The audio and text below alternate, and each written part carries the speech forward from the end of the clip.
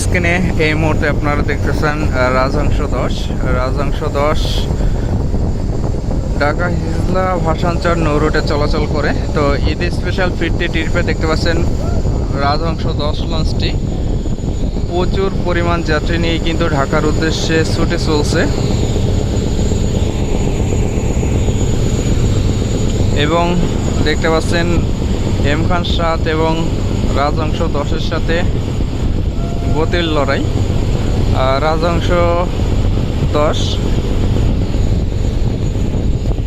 M খান 7-এর সাথে পারবে না, মুহূর্তের মধ্যে ওটি দিবে। দেখতে পাচ্ছেন রাজহংস 10-এর ছাদে প্রচুর যাত্রী। লঞ্চটির নিচতলা থেকে যে দ্বিতীয় তলার টপ ফ্লোরের যে ছাদ, সেই ছাদে আপনারা দেখতে পাচ্ছেন প্রচুর পরিমাণ যাত্রী রয়েছে।